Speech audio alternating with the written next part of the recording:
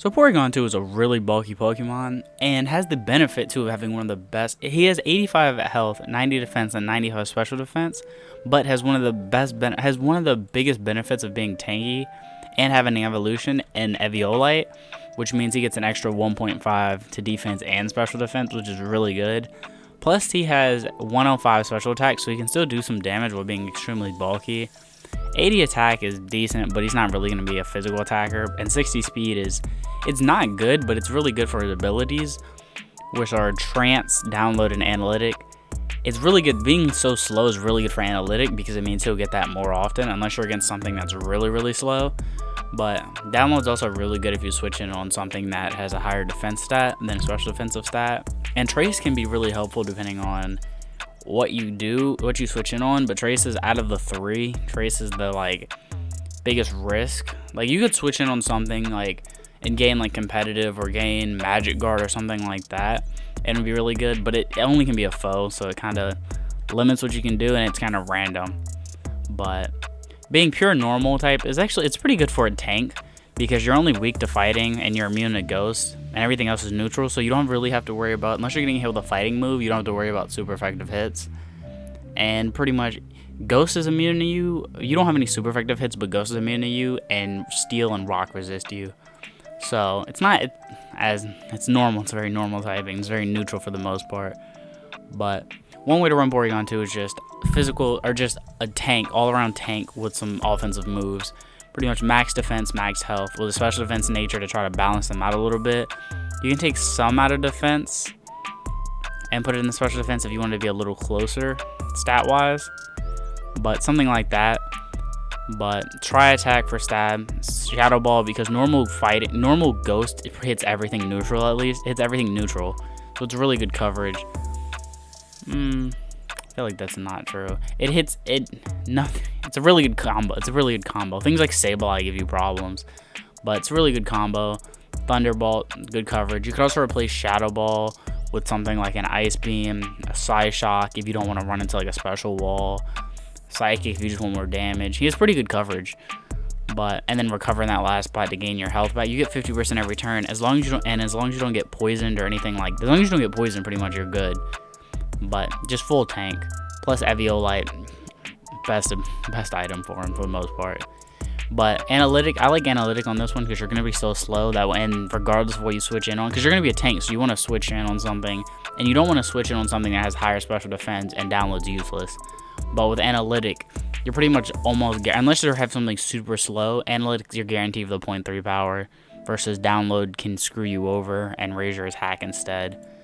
But something else you could do with Porygon is taking advantage of speed swap and running Tri Attack. Again, just 3 coverage, run Tri Attack and then 2 coverage moves. But you switch them in on something that's fast. Something that's fast that has a higher defense stat. You take a hit, speed swap. Now you're fast, especially something fast. You switch it in, you speed swap. You take their speed, something like a Dragapult or something like that. Take their speed, and now you have 105 special attack, 85 health with whatever speed stat they have, because you straight up swap speed stats, or your base speed uses what you swap. So they'll take your 60, and you'll take whatever. Actually, I would run this. You take whatever speed they have. So if you switch some speed swap with something that's fast, you'll be tanky. You'll pretty much have no flaws at that point, and you can just go out and sweep. Especially if you can get the download boost with Life Orb, you pretty much will sweep at that point with whatever moves you want. So it gives you a risk. Plus, you make whatever you switch slow, so it's also a benefit. But more of a doubles Porygon2 with Trick Room and Gravity.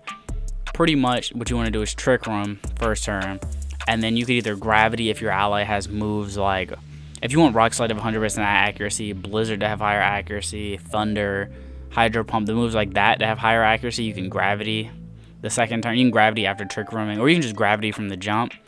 But Tri Attack for stab. Blizzard hits both opponents, and then Gravity has 99% accuracy. It has 96% accuracy or something like that. Pretty much almost perfect.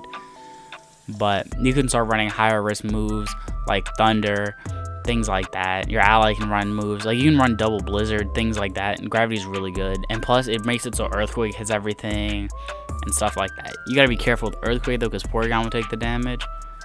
But again, with something like this, I would try to get it You just want the defenses to be close as you can. You just want to run tanky. You just want to be a tank that sits there.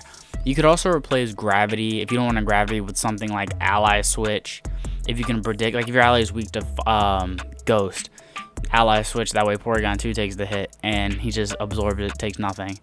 So you also learn Icy Wind is another option.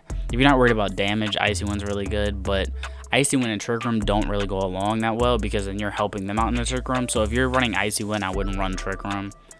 But you can also run something with like Speed Swap again and doubles and take away an opponent's speed.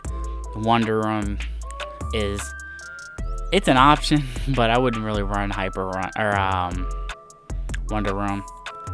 But Dynamax Porygon2, he's so bulky that Dynamax, he's really not going to take any damage, but Hyper Beam or Massive Hit. Plus, you want to get the download too, and especially Dynamax. You can run Analytic again. Same with these, you can run Analytic. Download in double battles actually averages the opponent's stats, so you got to be careful with that. But Dynamax, Hyper Beam, Zap Cannon, Blizzard, and Dream Eater, I would say. Those are the moves I would pick. Psychic Terrain with the Dream Eater. Blizzard, you got to be careful with the Hail, but it'll hurt them more than it'll hurt you. Hyper Beam lowers their speed and does a ton of damage. Zap Cannon brings Electric Terrain and good coverage. You could drop one of these moves though for something like, if you want the, not Thunderball, if you want the Shadow Ball, if you want the Ghost, you could do something like that. I wouldn't really do it. I would run this because you take less damage with Shadow Ball and it doesn't really help you that much. Only problem with something like this, or Solar Beam is the other option too. If you want to run Solar Beam for the grassy terrain and just coverage. Only problem with this is when you undynamax, this is more of a cleanup Dynamax. Just I'm gonna take a hit and KO everything in front of me, because once you undynamax, you have Hyper Beam, and that's about it. Because Dream Eater you can't use because there's no, unless they use Rest, they're not gonna be asleep.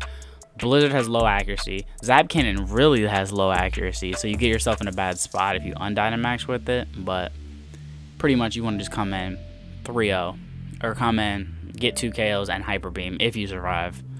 But some of the other moves you learn are Airy Impulse, lowers your special attack by 2. You could use something in doubles. Curse, you could do something with Curse and Recover to be super bulky physically. You could actually run physical Porygon at that point if you want. It's up to you. If you run Curse, I would run physical Porygon with something like maybe Facade. I don't think he learns great physical moves coverage-wise. Yeah, Zen Headbutt. Foul Play uses their attack stat. Yeah, I don't know. Physical Porygon has very little coverage. But Pain Split's an option. Magic Coat.